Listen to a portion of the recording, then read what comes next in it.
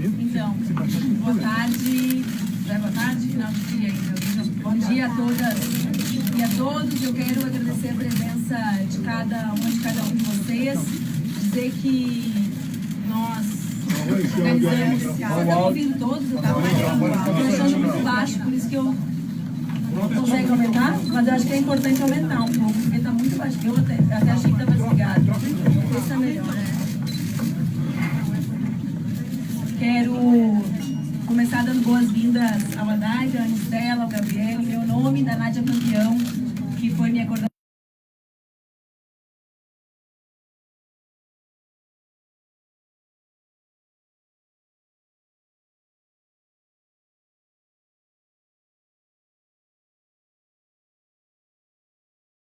De campanha até o momento, do Renato, que dirigiu meu partido por muitos anos.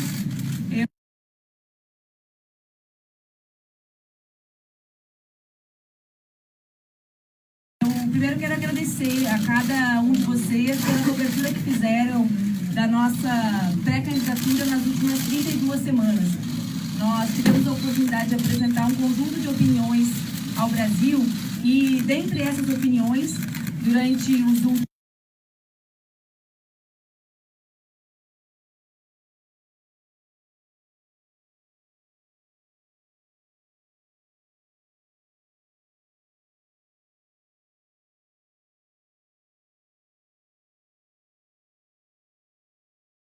últimos 8 meses, nós sempre fomos, ou a minha candidatura sempre foi porta-voz de uma opinião bastante importante para nós militantes do PCdoB.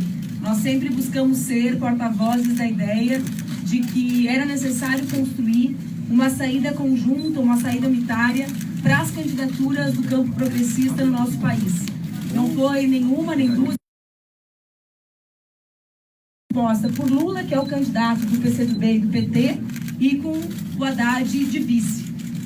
Por várias razões, né? Eu quero falar tudo isso antes, porque eu sei que todos vão perguntar. A principal delas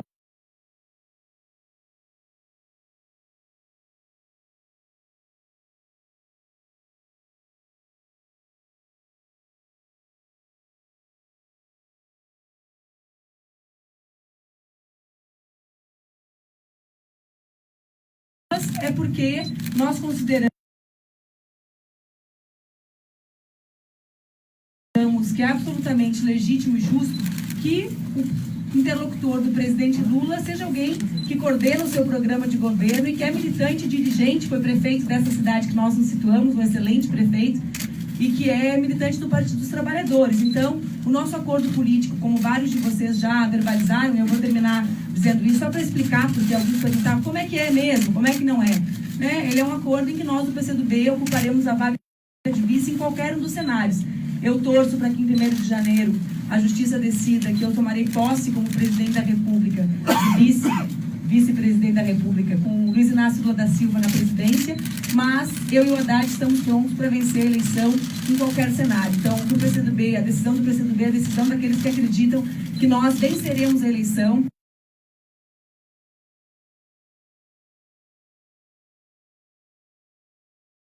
E conseguiremos juntos retirar o Brasil da crise que afeta de forma tão dramática o conjunto do povo brasileiro. Obrigada.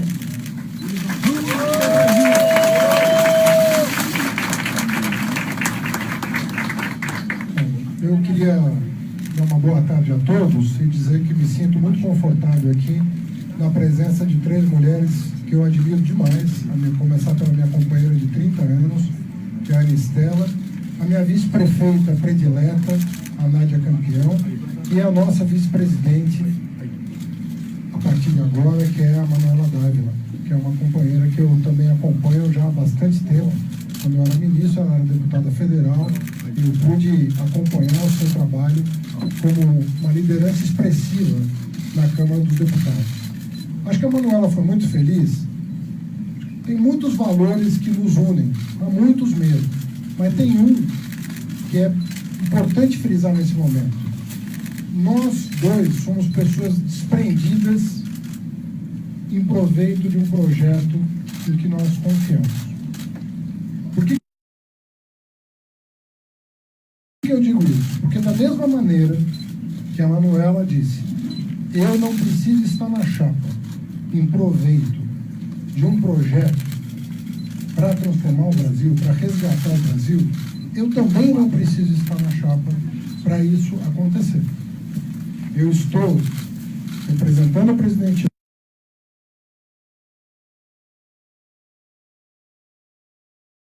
Lula, que como vice-presidente, candidato a vice-presidente, né, tive a honrosa tarefa de representá-lo nessa circunstância, e assim que ele tiver a sua candidatura homologada, nós vamos estender o tapete vermelho, ele trabalha com essa cor, né, Manuela, para a Manuela ocupar o meu lugar. E vai ser um dia de glória vê-la junto ao presidente, subir a rampa de carruagem e governar o Brasil. Então, demonstrar aqui que não existe aqui projeto pessoal, né? O que existe da nossa parte é a ideia de que nós precisamos resgatar o Brasil, vamos fazer todo o esforço coletivo para que isso aconteça. O Brasil está numa situação muito difícil, o projeto que está em curso é repudiado pela população, a população quer voltar a ser feliz com o Lula presidente, Manuela vice-presidente. Tenho convicção de que nós estamos apostando, né, no projeto correto para o próximo período. Então, nós estamos aqui irmanados em torno desse ideal.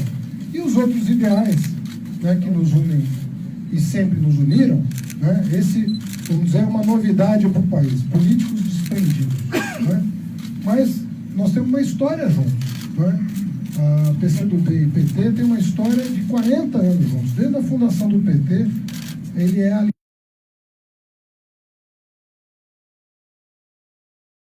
aliado natural do PCdoB e vice-versa.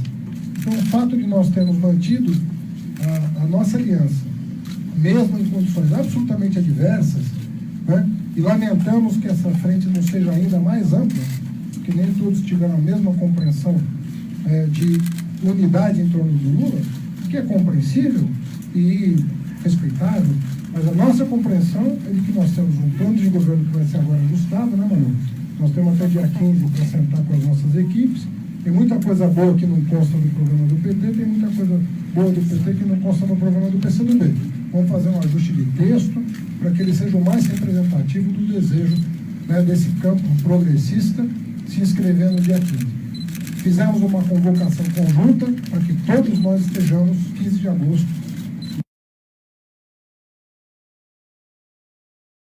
lá em Brasília para protocolar o pedido da candidatura do Lula.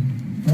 Nós vamos estar juntos no dia 15 e eu tenho certeza que o país compreende esse nosso gesto, essa nossa perseverança, resiliência em defender esse que é o maior líder político da história do país e que está sofrendo uma perseguição política, né, injustamente. Então, nós estamos irmanados em torno, né, de uma liderança como Lula e de um ideal de sociedade expresso nos nossos programas.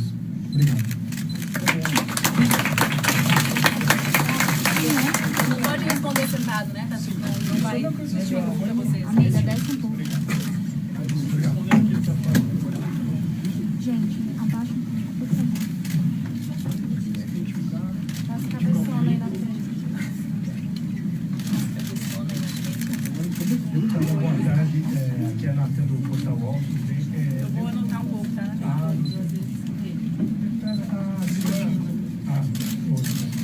A senhora, desde que lançou sua pré-candidatura, sempre falou que seria o óbice para a unidade, que gostaria de juntar todos os partidos de esquerda. O PCdoB nas últimas semanas também fez várias reuniões com todos os partidos para tentar essa unidade, mas no final o PDT continuou com o Ciro Gomes, só com o Boulos, o PSB ficou neutro e o PCdoB se aliou ao PT.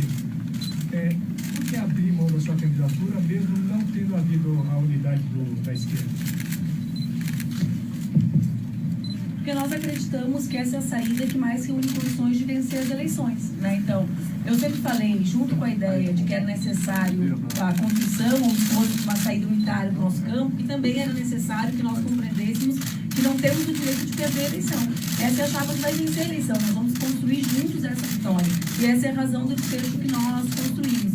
O Brasil vive uma crise severa, né? O impacto da crise nas mulheres e nos homens brasileiros governo é muito grande para que nós nos dessemos ao que seria, né, quase um luxo para manter a minha candidatura, não reunirmos nós, juntarmos mais força para vencer as eleições. Nós achamos que juntos temos mais força, temos mais, portanto, condições de vencer o pleito.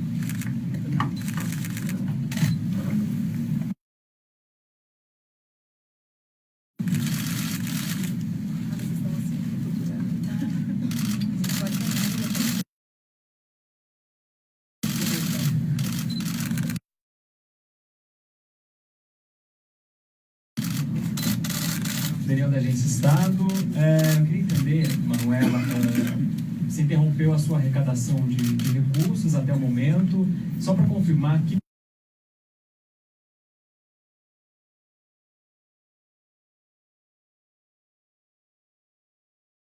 quantidade de recursos você tinha arrecadado até agora e para onde será destinado essa quantidade, se vai ser para a campanha do PT, de que forma vai ser distribuído isso.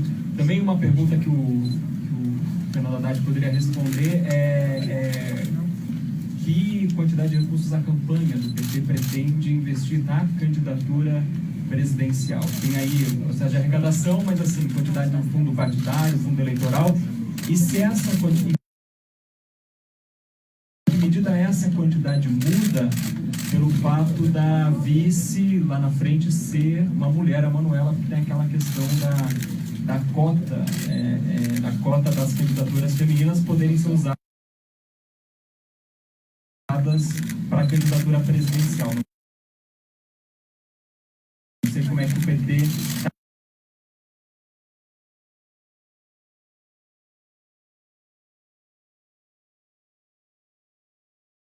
discutindo essa questão de uso dos recursos. Da nossa parte, legalmente, a nossa vaquinha foi uma vaquinha para financiar a pré-campanha. Nós arrecadamos R$45 mil, tivemos um conjunto de gastos, né, relacionados à pré-campanha, e esse recurso foi utilizado para esse fim. Mas como eu não concordo com uma premissa da sua pergunta, que é chamar a campanha que nós faremos juntos de campanha do PT, se ela fosse uma vaquinha para a minha candidatura, eu usaria para financiar a minha candidatura de vice-presidente legalmente.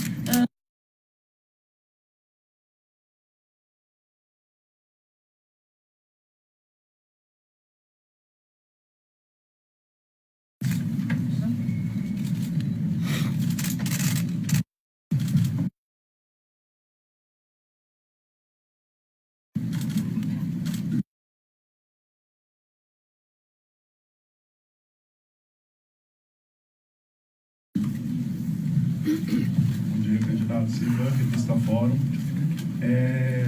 Minha pergunta acho que é mais para o Haddad, afinal o PT está pleiteando a participação nos debates. Eu queria saber, ter uma atualização de como está essa questão. Ontem a Justiça negou, né, a participação do Lula no debate da Band, quinta-feira.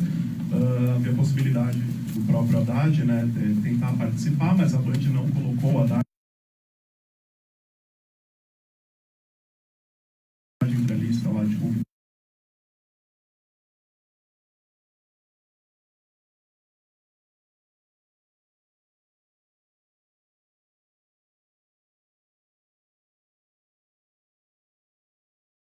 Ainda não tem nada com relação ao PT.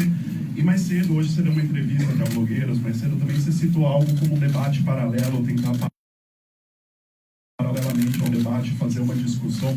Eu queria que você detalhasse um pouco isso, desse uma atualização sobre o que o PT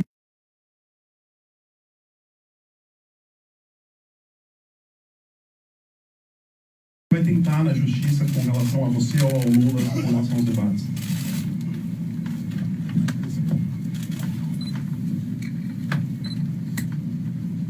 Para mim, a legislação é muito clara, né? O artigo 16A do Código Eleitoral diz o seguinte: nós vamos apresentar no dia 15, né, o protocolo para registrar a candidatura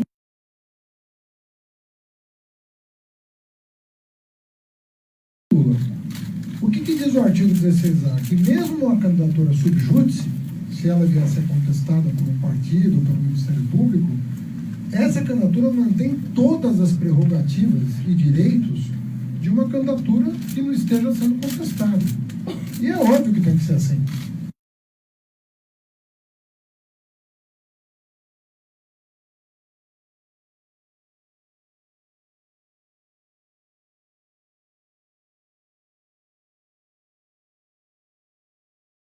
Porque uma candidatura, senão todo mundo ia entrar com uma ação para bloquear a campanha.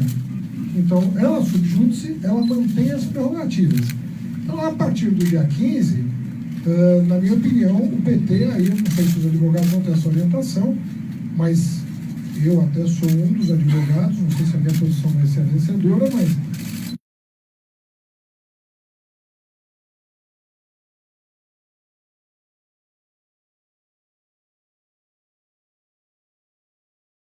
a partir do dia 15, o Tribunal Superior Eleitoral passa a ser a instância correta de dirimir dúvidas como essa. Hoje não existe ainda um protocolo, a partir do dia 15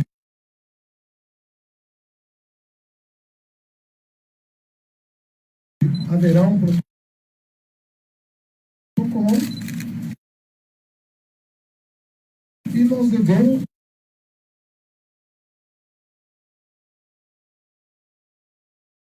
deveremos recorrer à Justiça Eleitoral para aplicar o Código Eleitoral. Agora, meu entendimento, não sei se vai ser o entendimento do tribunal.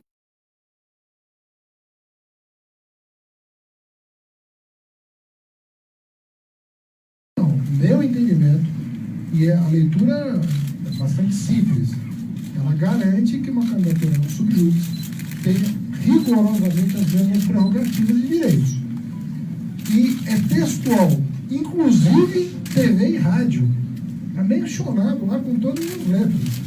Então, o Lula teria, até o deferimento ou não, espero que seja o deferimento do seu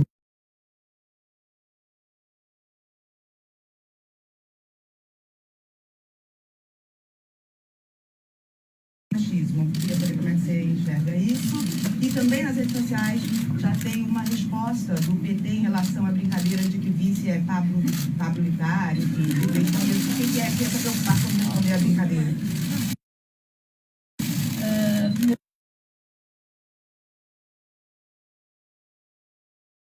Com relação à pergunta do machismo, é engraçado como as pessoas que são machistas e preconceituosas, elas só conseguem formular qualquer raciocínio a partir da lógica delas. Então, na lógica dos machistas, uma mulher como eu, presidida por uma outra mulher, como é a Luciana Santos, nós não podemos reunir condições de fazermos um debate político com os partidos e me indicar a candidata a vice. Agora, nada melhor do que os fatos para desmentir as fake news conservadoras, né? Quando alguém do meu próprio estado foi indicada a vice do Alckmin, foi motivo de festa, uma mulher na chapa. Mesmo ele estando em um determinado lugar.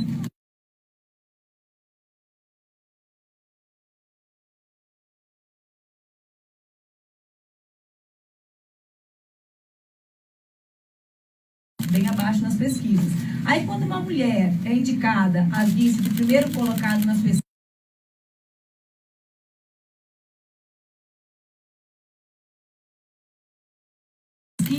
eles dizem que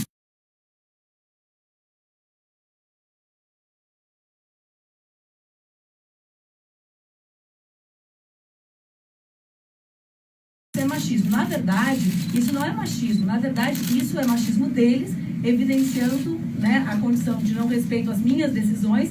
Isso é também medo de ter uma mulher na vice-presidência da República, que é o que vai acontecer. Aliás, eu me dei conta hoje de manhã, de forma muito feliz, que das tarefas honrosas que me caberão no próximo ciclo,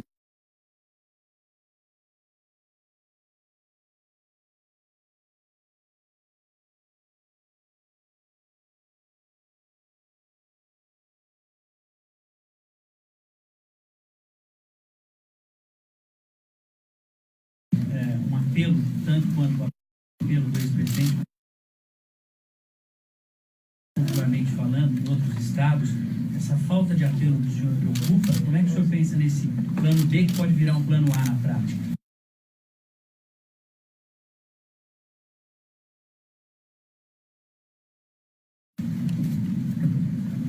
Bom, qual que é a orientação que nós vamos seguir, né?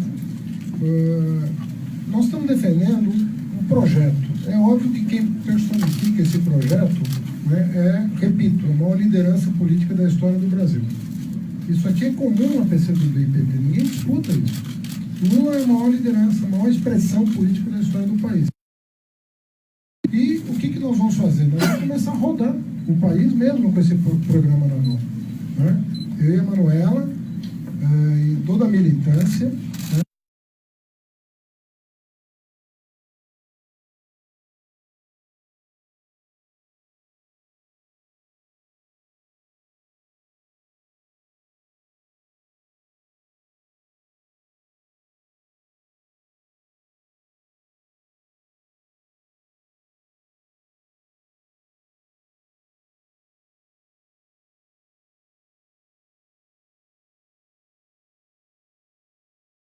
Resgatar soberania popular.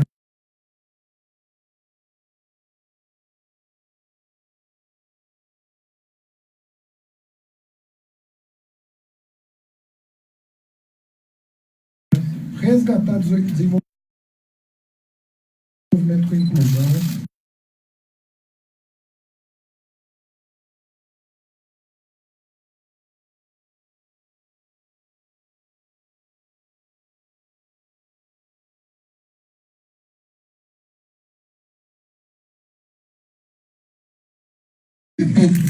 Para mim vai ser um dia muito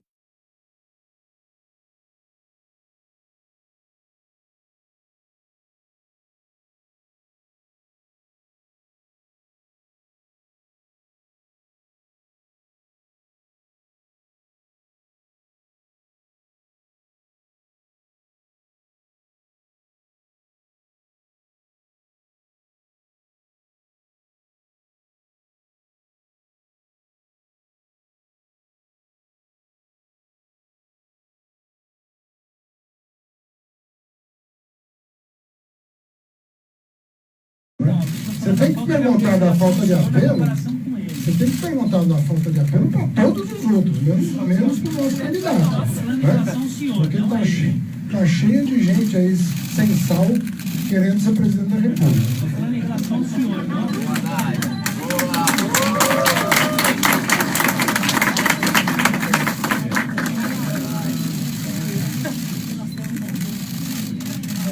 Posso fazer a pergunta? Laura Capriglione, dos Jornalistas Livres. Eu queria fazer uma pergunta para o Haddad, mas também para você, Manuela. O programa que o PT apresentou, ele, a meu ver, ele radicaliza uma série de questões em relação às gestões passadas do PT. Duas delas são muito importantes. Por exemplo, a questão dos bancos e a questão da mídia, né? A questão dos bancos, o Lula sempre foi um cara que disse que os bancos nunca lucraram tanto quanto sob os governos do PT. No entanto, vocês estão propondo uma mudança completa na forma de remuneração dos bancos e na forma de cobrança dos juros. E outra coisa na questão da mídia, quer dizer, a mídia hiperconcentrada foi muito pouco afrontada durante os governos do Lula e da Dilma. Eu queria saber como é que vocês pretendem realizar essa mídia oligopolizada e tal, como é que vocês pretendem mudar esse status quo que a gente tem no Brasil, vocês dois, e eu estendo a pergunta à Manuela, porque sei que ela também é crítica em relação a essas duas questões. Como na prática vocês pretendem fazer isso? Olha,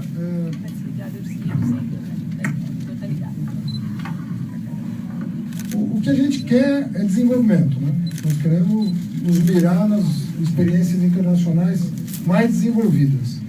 Não tem cabimento, nem uma coisa nem outra.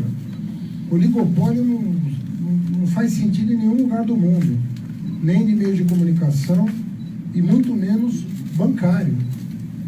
Sem concorrência, sem pluralidade, não tem democracia nem econômica, no caso dos juros, nem política, no caso dos meios de comunicação.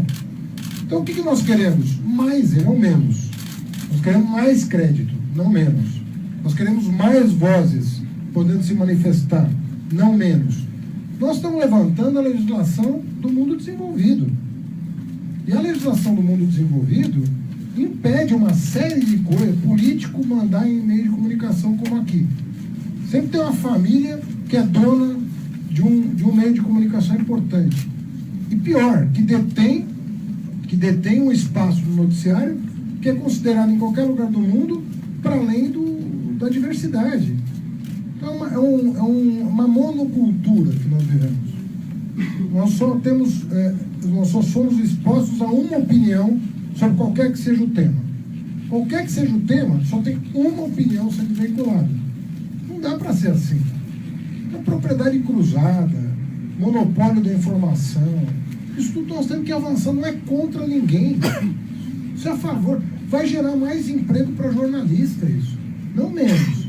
Por que os meios de comunicação concentrados estão demitindo cada vez mais, sobrecarregando vocês de trabalho? Todo mundo aqui que trabalha 16, 18 horas para manter um emprego. Não era melhor ter mais pluralidade, mais empregos, uma jornada de trabalho mais adequada? Então, como nós defendemos os trabalhadores, a gente inclui os jornalistas na categoria de trabalhadores. Vamos defender vocês, né, com mais oportunidades de emprego. Vocês têm que ter mais liberdade para se expressar. Vocês não podem ter poucos patrões, nós temos que ter muitos. Nós podemos ter cooperativas de jornalistas, nós podemos ter rádios comunitárias fortes no país. Por que não ampliar o mercado de trabalho de quem lida com informação? Está aí abril, né? Agora, ontem, mais 500 para a rua. Quer dizer, se a gente não fizer alguma coisa... Então, eu estou falando de concentração, estou falando de propriedade de político, que bota laranja lá para ser dono de meio de comunicação, que na verdade é dele. Estamos falando de fomento a rádios comunitárias, a cooperativas de jornalistas. E estamos falando de uma coisa muito séria. As agências internacionais, que mantêm sites de noticiosos no Brasil, estão ameaçadas por uma ação direta de inconstitucionalidade movida por jornais brasileiros, que querem tirar do ar. Sites como é o País Brasil, BBC Brasil, The Intercept Brasil, estão ameaçados pela nossa imprensa. Essa que nos acusa de censura. Estão censurando agências internacionais, invocando o dispositivo constitucional que obriga a ter 70% de propriedade de brasileiro nato. Agora, como é que os jornais locais têm coragem de pedir proteção para o Supremo contra a bem-vinda concorrência de outros empregadores que estão fomentando a pluralidade e a diversidade do nosso país? E os bancos, gente, vamos combinar, 300% de taxa de juros, 200% de taxa de juros, com a inflação a 4%, e ninguém se indigna. Saiu uma reportagem essa semana da The Economist dizendo que Banco Brasileiro é o único que ganha, com crise ou sem crise. Com crise ou sem crise, a taxa de lucro dos bancos é a mesma. Eles não perdem nunca. E praticam spreads que são absurdos. População, 60 milhões de brasileiros no cadastro negativo. Como é que você sai de um cadastro negativo pagando 100% de juros ao ano com uma inflação de 4%? Rendimento do trabalho caindo, desemprego recorde, como é que faz? Então, se a gente não entender que o crédito é um mecanismo de desenvolvimento, e o Lula foi sempre o defensor disso. No governo Lula, o crédito se ampliou com proporção do PIB como em nenhum outro governo. Nós chegamos a 30% do PIB de crédito, saindo de 10%. Então, as alavancas do desenvolvimento democrático é crédito, tanto econômico quanto político. É por isso que a gente fala de meios de comunicação. A informação fidedigna, né, e crédito barato, para a propriedade mudar de mãos, para as pessoas conseguirem empreender, para as pessoas conseguirem consumir, né? É assim que a coisa funciona no mundo inteiro. Então, Laura, eu acho que não é assim, eu não acho que é radical do ponto de vista democrático, né? Se você usar essa terminologia, nós estamos querendo radicalizar a democracia, tanto do ponto de vista da informação quanto do ponto de vista do crédito. Mas isso é uma radicalização que todo país desenvolvido fez, no sentido de modernizar as relações sociais no país.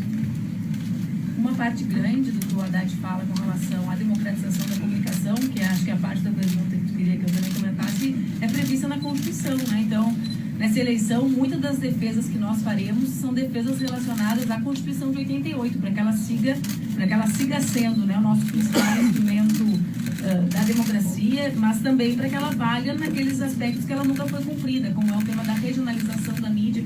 O Brasil é muito diverso, né, gente? Alguns estados que têm práticas diferentes de produção de conteúdo, sabem?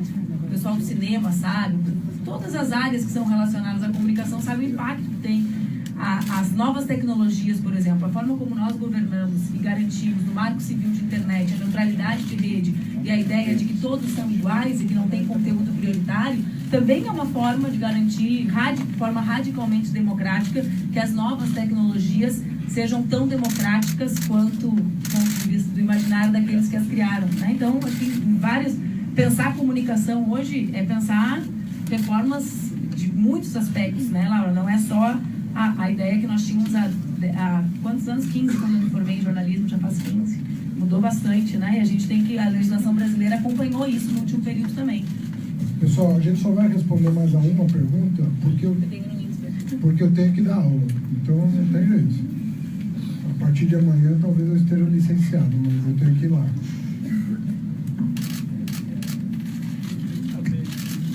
Ricardo Galhardo, do Jornal Estado de São Paulo.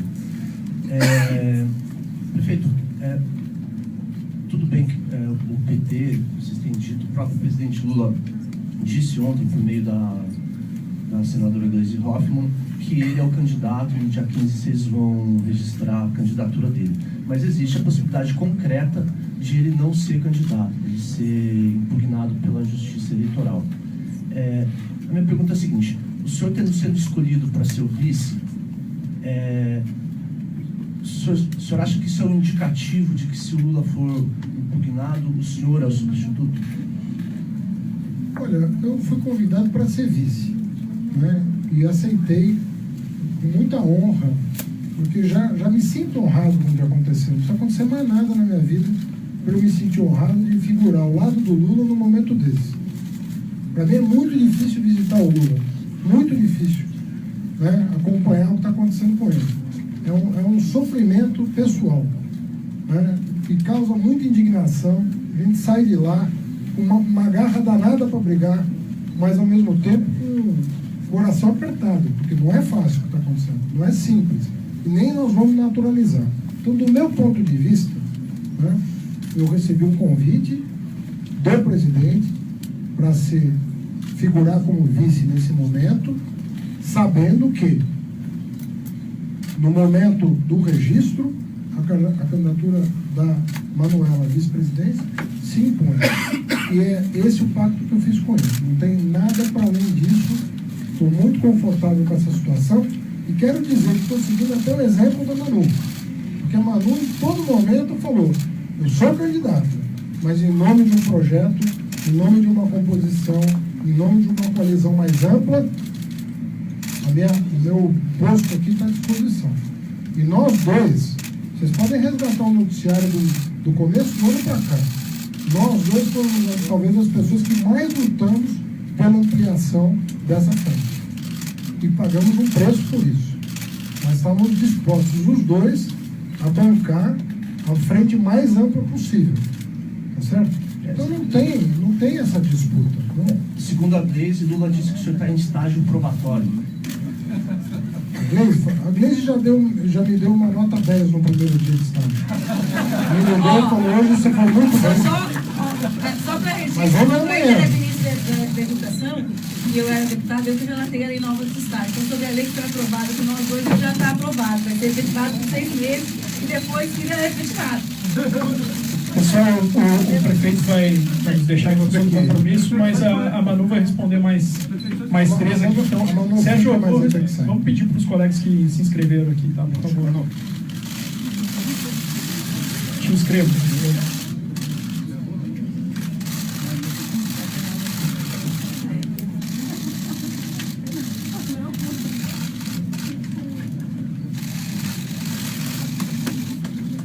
Só para registrar aqui então, tá? A Mariana, depois o Paulo Moreira Leite, a a Kátia Seabra, o André do Nocaute e a Carol da Carta Capital e depois o Sérgio do grupo. Boa tarde, gente.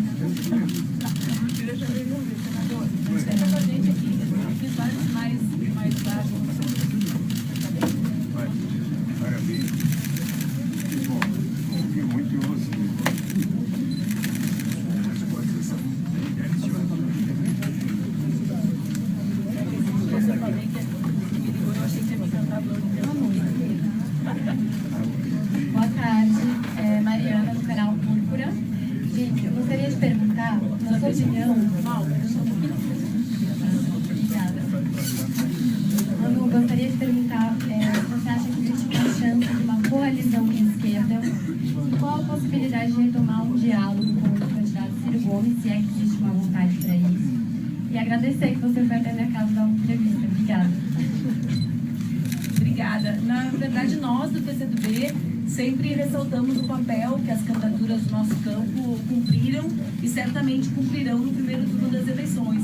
E o nosso esforço, né, meu, do Haddad, será para que nós estejamos no segundo turno, mas o nosso compromisso é o compromisso de diálogo desse campo, né, o esforço para que as relações de solidariedade, enfim, de respeito sejam mantidas nessa primeira etapa da eleição, porque, enfim, é o adequado. Sempre que falam sobre nós, eu acho que é bom que a gente reflita que metade do povo brasileiro não tem candidatos. Então, eu, particularmente, vou seguir viajando o Brasil todo, não para pegar voto nem de Ciro, nem de Boulos, mas para pegar, né, para falar com as pessoas que ainda não escolheram os candidatos e que querem abrir mão da política.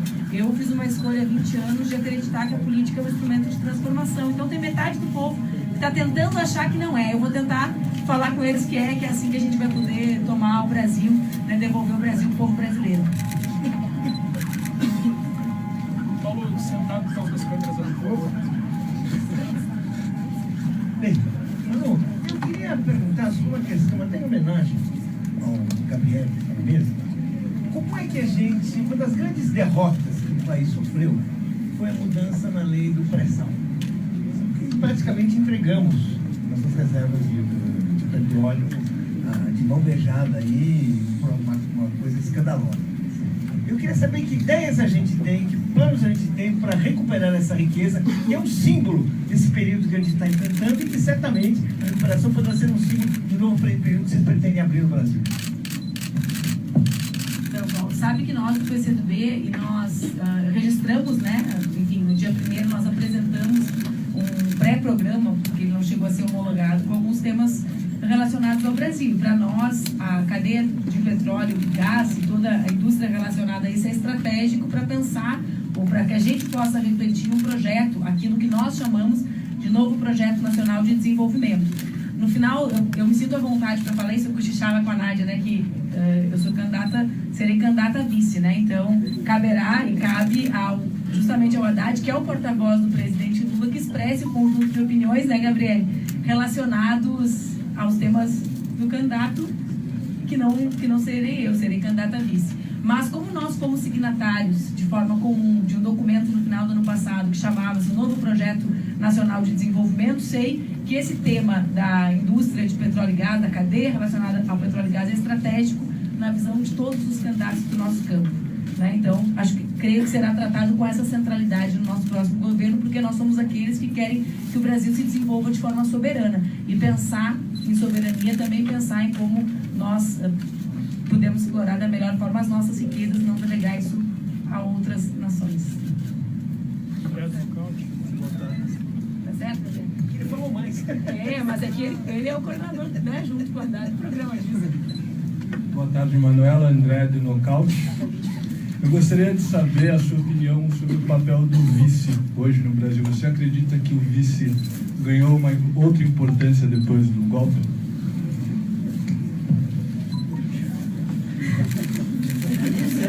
O vice sempre é importante, né? A composição de uma chapa é um instrumento político. Nós tivemos um vice extraordinário no primeiro ciclo que governamos, o ex-vice-presidente José de Alencar, né? Um homem que sempre lutou pela indústria brasileira, que há muito tempo, talvez a marca, quando a gente pense nele, eu particularmente, que fui deputada com ele de vice, sempre me lembro dele como militante dos juros baixos, né? Uma questão estratégica para o desenvolvimento do país. Então, o vice sempre foi importante. Eu serei alguém, né, e trabalharei para ser alguém exatamente como eu sou hoje, uma militante do nosso povo, né? Então, qual é o papel do vice? É auxiliar o presidente, né? Auxiliar o presidente a governar o Brasil. O Brasil tem desafios gigantescos, né? Não são poucos os desafios que nós teremos no próximo ciclo. Então, como eu jamais me associaria ao que houve de pior na história da vice-presidência do nosso país, né? Que é a traição ao Brasil, ao povo brasileiro, aos interesses do nosso povo e ao presidente, porque é uma traição múltipla, né? São muitas as traições numa única traição. Traiu a presidente para poder trair ao povo e ao Brasil. É essa traição que está vinculada a uma outra. Então, como eu jamais me associaria a isso, eu serei uma vice-presidente parceira para trabalhar e para fazer com que o Brasil se desenvolva. Esse é o papel que eu imagino. Pessoal, nós temos mais 4 e tem que encerrar porque está acabando a água e quando acaba a água a gente tem problema. Comigo. Então a Kátia, depois a Carol da Carta Capital, o Sérgio do Globo e o Thiago da Jovem Pan. Oi, Kátia Seabra da Folha. Eu queria fazer uma pergunta do ponto de vista prático, que é o seguinte.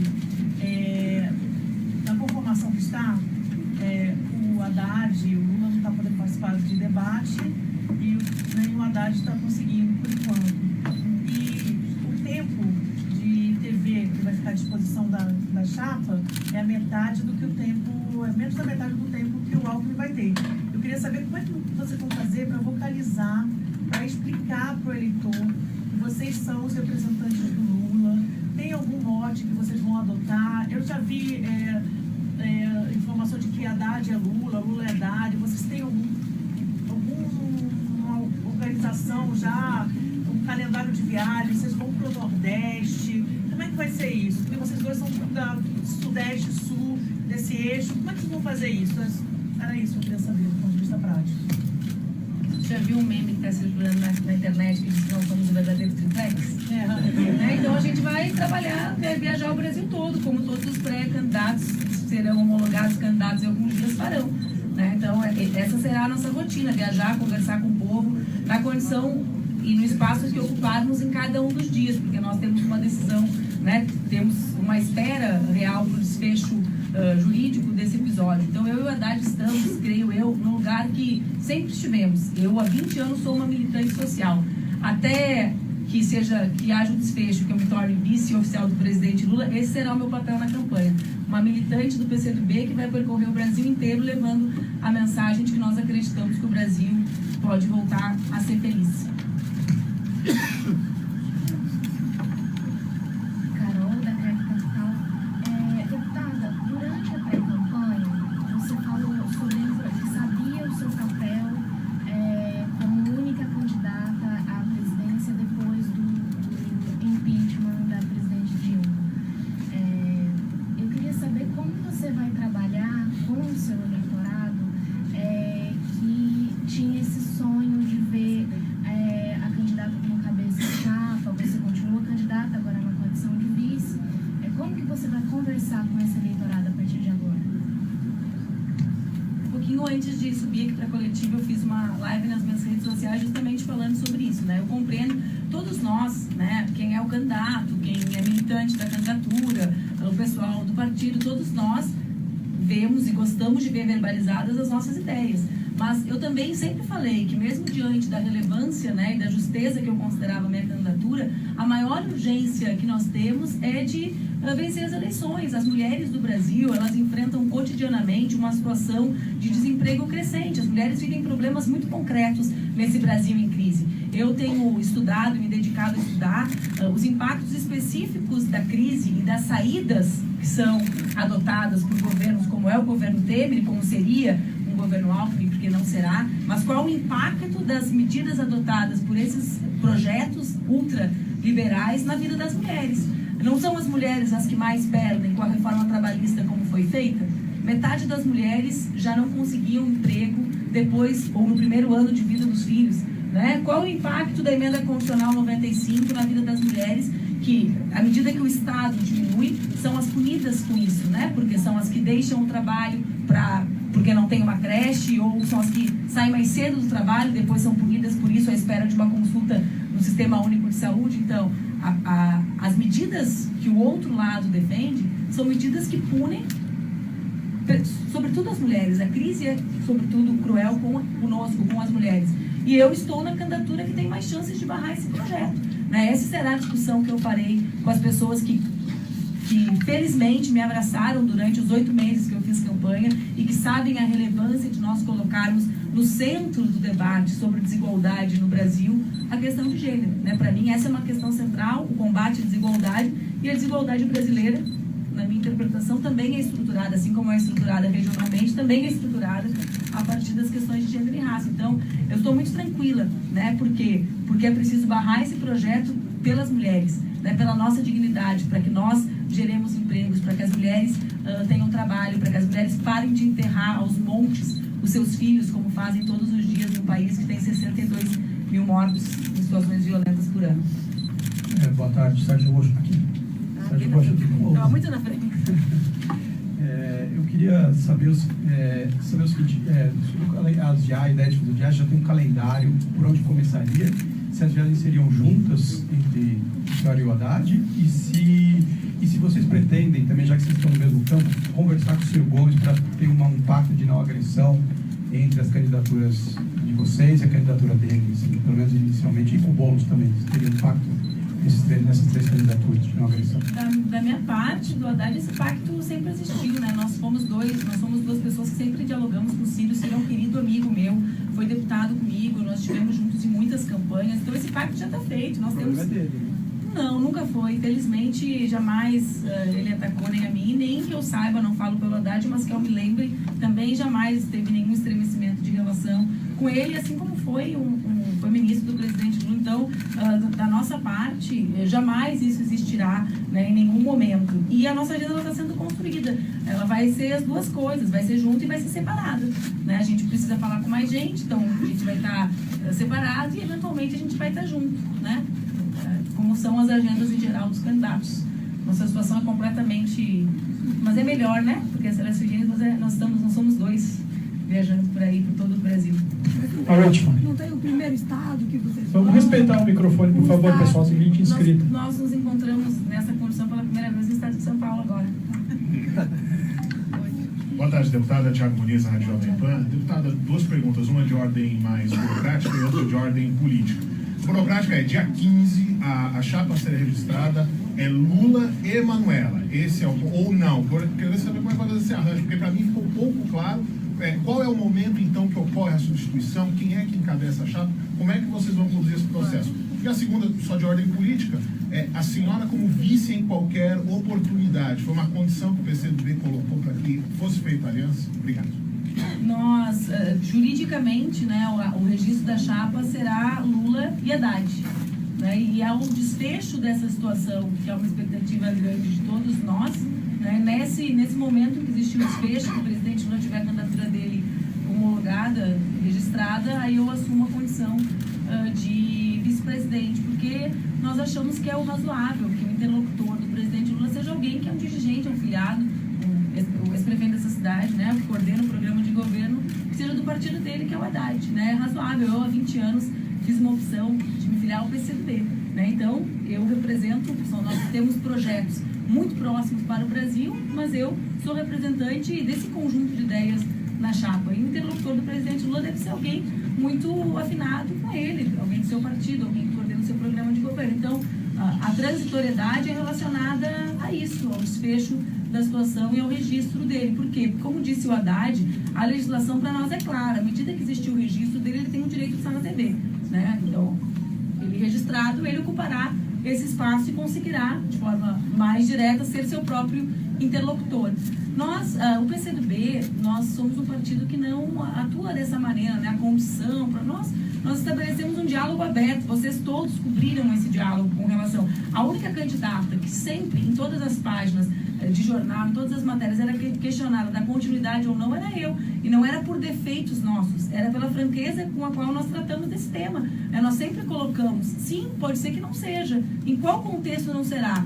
De nós construirmos uma saída unitária para o nosso campo, né? Então não é... nós tratamos as coisas de forma muito franca, porque é melhor, né? Quanto mais nós falamos diretamente com vocês, e vocês como né, no meio de campo com o povo, mais o povo vai ouvindo, adquirindo consciência, acompanhando mais de perto os processos políticos. É melhor se for assim. Muito obrigado, pessoal. Muito obrigada, gente. Boa tarde, obrigada por acompanharem e nos vemos muito daqui pra frente.